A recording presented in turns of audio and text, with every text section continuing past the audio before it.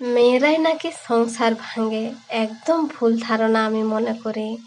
জানো তো, তা না হলে নিজের রক্তের সম্পর্কের মা বাবা ভাই বোনকে ছেড়ে দিয়ে আবার অপরিচিত মানুষগুলোর সাথে মিলেমিশে সংসার করতে কখনো আসতো না। যাই হোক, তোমরা সবাই কেমন আছো বন্ধুরা? আশা করব সবাই ভালো আছো।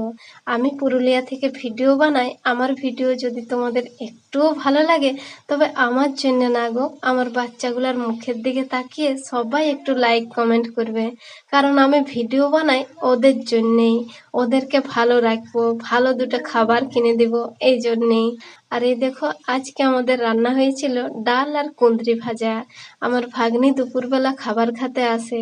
আমি বলেছিলাম আমি যেদিন থেকে কাছে আসবো তোমার কলেজের সামনে, সেদিন থেকে আমি তোমাকে খাবার দেব, আমাদের যেমন জুটবে, জানো তো। আর সেদিন থেকে ওর দায়িত্ব নিয়ে নিয়েছি। তো সেও কিন্তু বুঝে যে ওদের কত কষ্ট, যা জুটে তাই খায়। আমার ভাগ্নেও কিন্তু খুব ভালো। আর এই দেখো, আজকে আমি ভুলেই গেছিলাম যে আমার রান্না হয়েছে না হয়নি।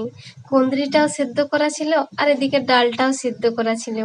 আর একটু ফোন ঘাঁটছিলাম, ততক্ষণে ভাগ্নি এসে হাজির। তারপরে এই যে ঝটপট করে এগুলা বানিয়ে দিচ্ছি।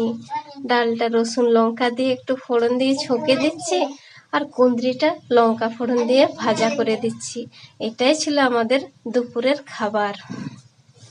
আর জানো তো, জীবনে সত্যি কথাগুলো বলতে কখনো ভয় পায় না। আসলে আমার জীবনে এত ঝড় গেছে আর এখনো যাচ্ছে, তাই আমি চাই আমার মনটাকে সব সময় ভালো রাখবো, তোমাদের সাথে সমস্ত কিছু শেয়ার করে।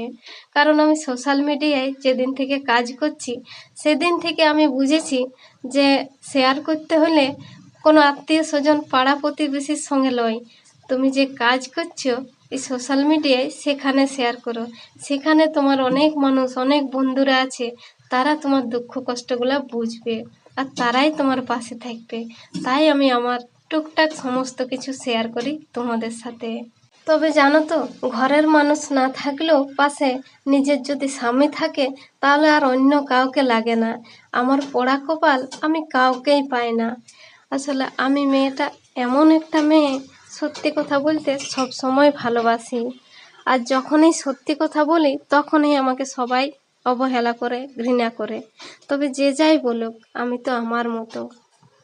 নিজের কষ্ট নিজে কেউ কখনো ডেকে আনে না, জানো তো।